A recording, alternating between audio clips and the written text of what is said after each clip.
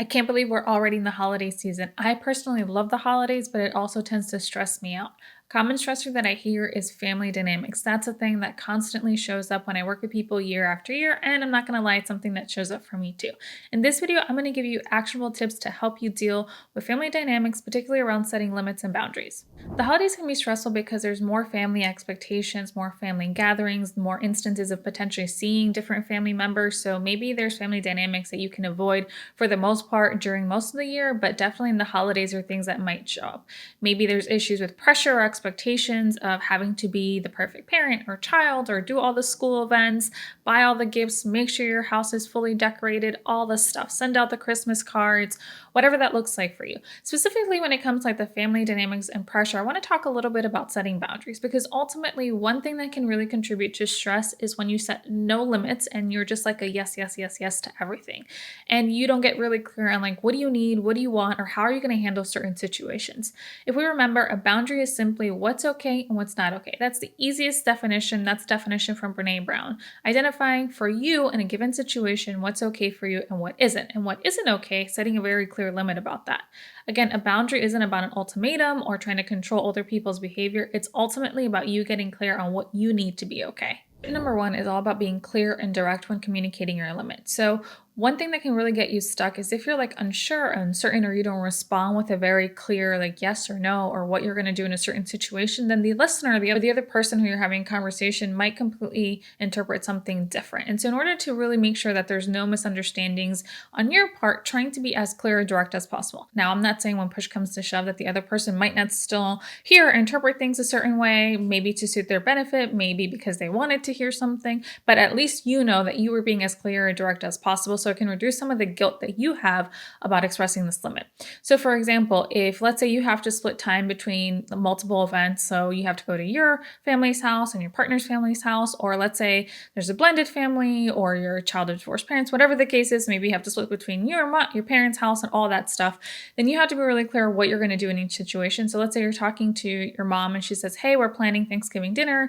What's the plan? So and so. And you have to be really clear. Listen, this year I'm splitting between two houses, so I can only be at your house for 2-3 hours max. So that looks like if we get there at 3 or 4, we have to be out by 6. That's my absolute limit. And I know if we can't be there for dinner, that's totally okay. I just want to spend time with you.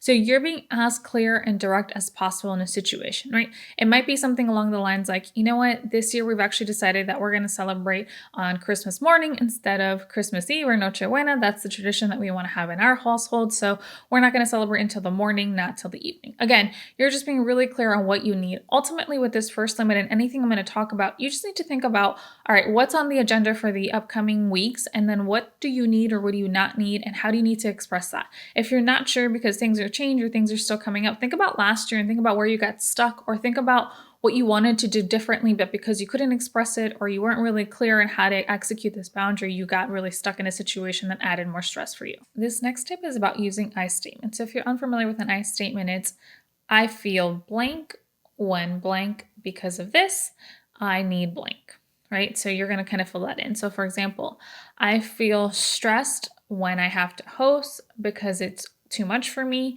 I need to take a step back from hosting this year, right? So very clear. So when you're thinking about I statements, when you're communicating a very clear limit, you're going to also use I statements in order to prevent the other person from getting defensive. So instead of saying like, you always stress me out or you put too much pressure on me, you're just going to really focus on your feelings.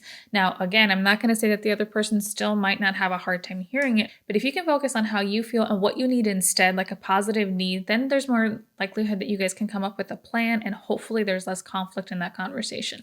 Here's another one that you might have to practice this year. I feel anxious when politics becomes a topic of discussion because it causes tension in our family. I need us to steer clear of those topics this year, right? I need us to focus on other things that we can talk about, or if we can't talk about something, then I can bring a game and we can focus on that.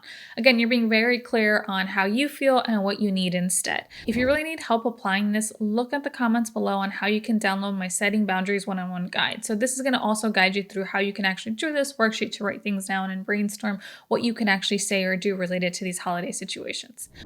This next step is about practicing assertiveness. So assertiveness assertiveness is ultimately about how you present, how you communicate. You're not being aggressive, but you're also not being super passive. So when we think about being assertive, it's your tone, how you express something. You're also not apologetic. So that's another thing that I really noticed, especially if you have no practice setting boundaries or limits. You might approach it very timidly, or your tone might be different, or you might just be like really uncomfortable, like almost apologetic, like you shouldn't set this limit.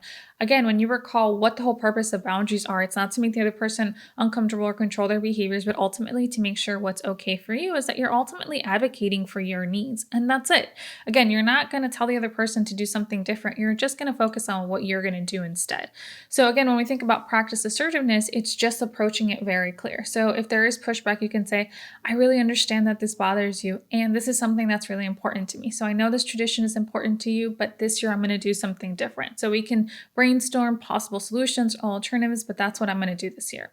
Again, you're being very clear. You're not also being aggressive. So that's something that I often will tell people. Maybe sometimes they go a little bit too overboard and their tone gets really big or loud because they're kind of overcompensating a little bit. So just monitor that. And one way to do that is just kind of doing some practice or role play. Literally stand in front of the mirror, practice and see how you would do. Or if that feels really weird to you, think about someone that you trust, a friend, a partner, and practice with them. So say like, hey, can I just like run some things by you and see how this sounds, and actually practice and really think about if you have to write down a script of what you're going to say, write down the script and practice it. I'm not saying that in person it's not going to be different or you're not going to change some words. Obviously, you're going to be a human. You're not going to, hold on, I'm reading my script, right? Unless that's what you need to do, right? But what I'm saying, it's more just building up that skill of practicing so that when you actually have to execute it, you already have some of that practice built in. This next tip is all about preparing for pushback. So something that's super common when I'm coaching people through setting boundaries is that someone might push back. Now, some people might not, and that's the other thing. A lot of times people are pleasantly surprised that the person they're engaging with are actually much easier, smoother. The family member was completely okay with it. It was more your hangups and you got really scared because you have no practice, so you think it's just going to go wrong.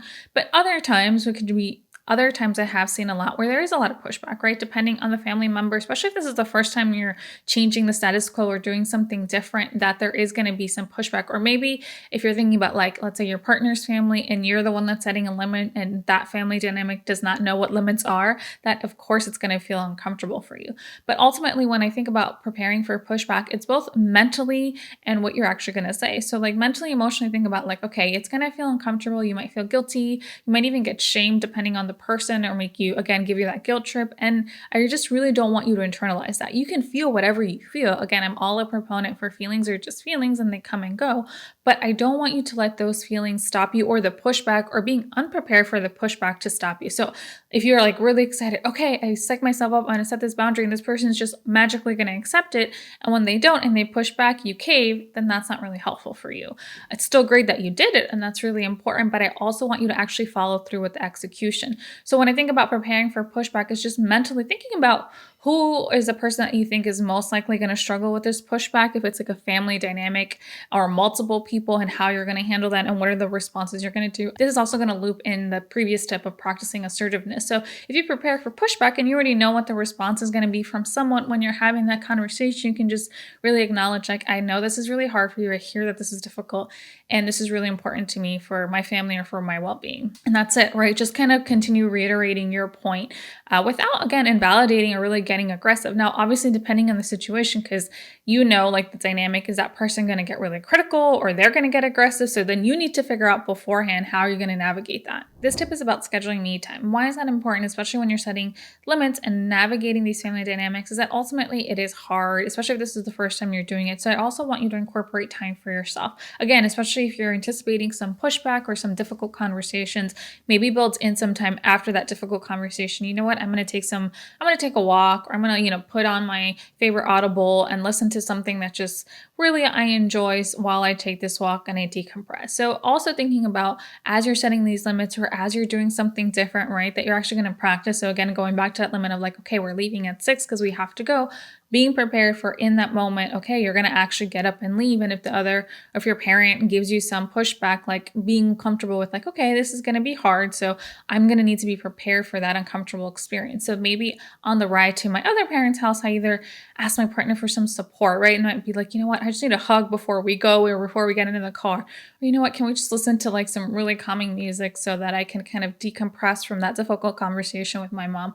Whatever the case is, I ultimately want you to think about how you can prioritize yourself in these smaller moments, right? You can also just be really clear because a lot of times with the busy holiday seasons, we let go of our routine. So thinking about, okay, even if you weren't able to, get in a workout or eat a certain way because of a holiday event or whatever, or change in routine or schedule, thinking about, okay, how can you come back on that bandwagon the following day? Because that's something that offers some stress relief, right? So if doing yoga every day is really helpful for you, but you missed 2 days because of family events or kids events, like, okay, can you really prioritize the third day? Or could you pop on a quick YouTube playlist with some yogis that you really like and do just a 10-minute flow at the end of your day? So again, just getting really creative of how you can prioritize me time. And then again, when I think about me time, thinking about things that are actually rejuvenating for you, not just kind of like mindless stuff that really doesn't feel recharging for you. Okay, to really prepare handling these family situations, watch this video to help you learn how to deal with family conflict, how you can stay calm during those difficult moments. And like I always say, I encourage you to continue nurturing your mind, body, and soul, whatever that looks like for you this holiday season. Thanks, guys. Have a great one.